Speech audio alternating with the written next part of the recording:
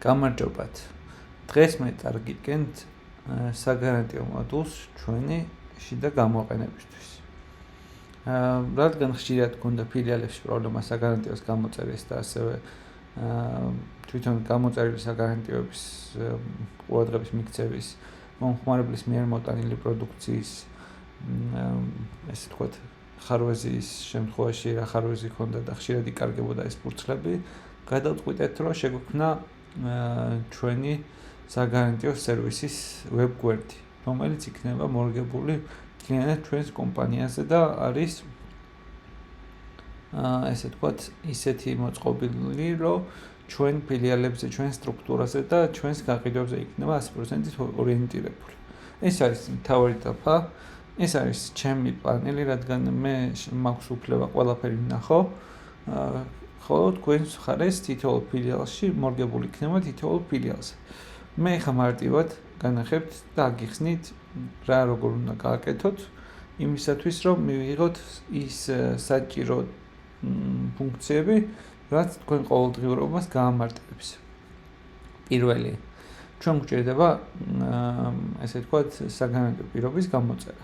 ეს რას ნიშნავს? რეგისტრაცია, ანუ ახალი საგარანტიო ბარათის რეგისტრაცია. რეგისტრაციას ვაჭერთ. აქ შემყავს ამ შემთხვევაში ნიკოლოს კოლბაია პირ ნომერს თუ მომხმარებელი გეტყვით ჩაწერთ, თუ არა არ ჩაწერთ და არ არის პრობლემა. აქ წერთ ჩემს თქვენ მომხმარებლის ნომერს, აქ უთითებთ მეილს, აქ უთითებთ შეძენის თარიღს, ავტომატურად აყენიან დღევანდელი დღე, თუ სხვა დღე არის, ამ შემთხვევაში უთითებთ სხვა დღეს, ანუ მაგალითად გუშინ წინ იყიდა და დღეს გინდათ რომ საგარანტიო გამოუწეროთ. მაშინ გუშინ წინდელ თარიღს უწერთ. აქ ირჩევთ. ამ შემთხვევაში სისტემამ მხოლოდ იცის რამდენიმე პროდუქტი, შემდეგში დაემატება ყველა ის კატეგორია, რომელსაც საგარანტიო პოლიტიკა მოყვება. ამ შემთხვევაში ვირჩევთ მაგალითად უსასმენს და ვირჩევთ რომელი ფილიალიდან გაიყიდა. ჩემთან ბევრი ფილიალია, რადგან მე ყველა ფილიალის ადმინი ვარ. თქვენ შემთხვევაში თქვენზე მორგებული ფილიალები იქნება. მაგალითად ავიღოთ ბათუმი გრანდ მოლი. გარანტია დასრულდება ამ პერიოდში, ან ავტომატურად ითვლის სისტემა. ვაჭერთ, დარეგისტრირება და SMS-ით გაგზავნა.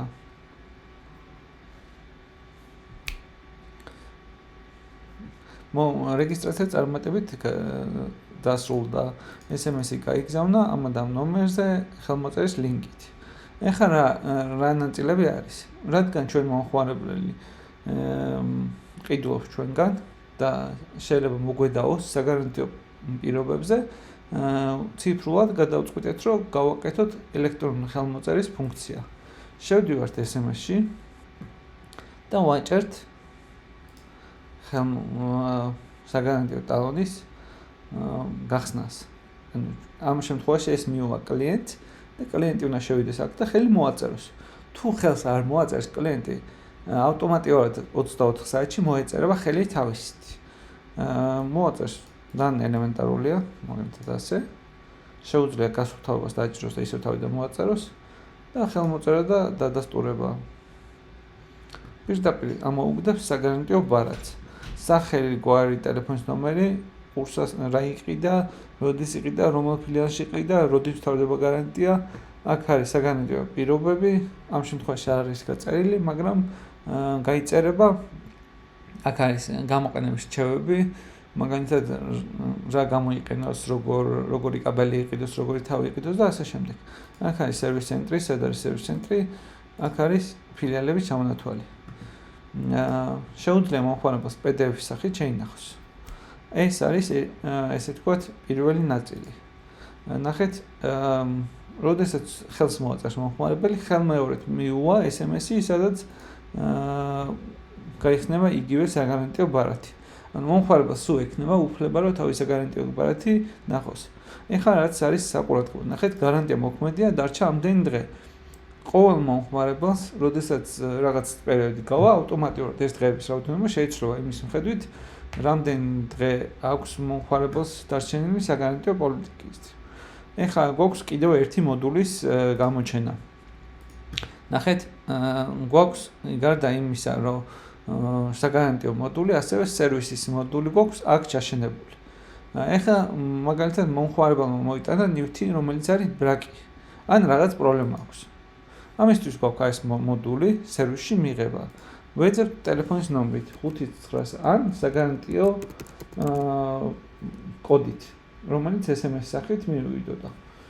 ნახეთ, მე რადგან ტესტავდი სისტემას, ბევრი ესე ვთქვათ ვერსია მაქვს. ამ შემთხვევაში ვირჩევთ იმას, რომელიც გვაინტერესებს. თავისი წამოიღო ინფორმაცია, სახელი, გვარი, ტელეფონის ნომერი, მეილი, პირად ნომერი, საგარანტიო კოდი, რა შეიძინა, სერიული ნომერი იქნება, თუ მაგალითად პროდუქტს აქვს სერიული ნომერი, თუ არ აქვს, არ იქნება იმეილი, თუ აქვს იმეილის შემთხვევაში, იმეილს წამოიღებს. ეს არის ის ინფორმაცია, რომელ ფილიალში მოიტანა მომხმარებელმა ეს ნივთი. მაგალითად დინამოს არენას და აქ არის მითითება სად შეიძინა. მაგალითად როგორც შეიძინა Grand Mall-ში. აქ ვწერთ პულსასმენს არ უმუშავებს ელემენტი არამძლებს დიდხანს. აქვს ნაკაწრები. აქ ვირჩევთ თუ მაგალითად რაღაც ისეთი განსაკუთრებულია, ყოველ ჯერზე მაქვს დატოვებული კომენტრის ადგილები. უთითებთ რა მოყვა 5 დამტენი კაბელი, ჩეკი, საქსესუარები და აქ შეგვიძლია ფოტოც გადავუყოთ. ეს მოდული არის შესაძლებელი როგორც ტელეფონის გამოყენებისას, ისე კომპიუტერის გამოყენებისას. რადგან კომპიუტერში უფრო რთულია, ტელეფონით უფრო მარტივად შეძლებთ. შენახვა და SMS-ის გაგზავნა ხელმოწერისთვის. ისევ SMS-ი მიუვა მომხმარებელს, რომ მან მიიღო და ჩააბარა ესე ვთქვათ, თავისი ნივთი კონკრეტულ ფილიალს. ნახეთ? გავაგზავნეთ.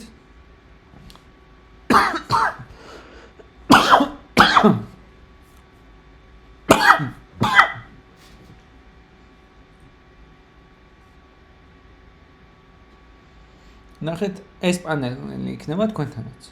ეს არის სერვისში მიღების პანელი, მაგრამ აქ არის მნიშვნელოვანი გარემოება, რომ თუ მომხმარებელს ხელი არ აქვს მოწერილი, მაშინ გამოგიზრდება ხელმოწერა ჯერ არის გაკეთებული.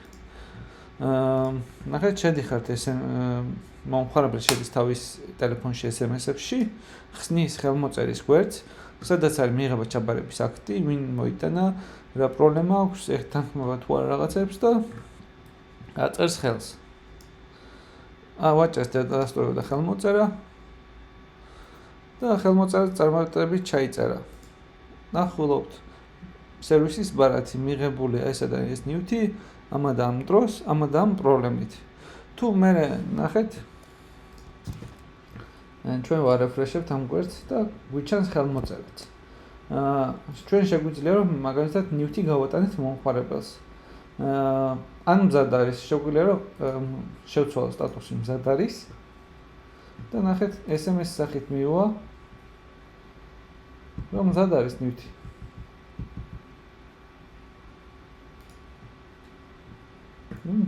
მზადაა. ნახეთ სერვისიდან გაცემა. შეგვიძლია რომ გავაკეთოთ გაცემა. და მომხმარებელს შევალთ ისე წერია რომ გაცემულია. ინფო ინახება ჩვენს პროგრამაში და ასე შემდეგ. თუ სიტყვაზე ვიღაცას აქვს QR კოდი, შეგვიძლია QR-ის დასკანირებით შევიტანოთ ეს კოდი ან საგარანტიო კოდის ძიებით. სულ ეს იყო რისი თქმაც მინდოდა. თუ რაიმე შენიშვნა გექნებათ, მოიწერეთ თქვენ ფილიალის ჩატში.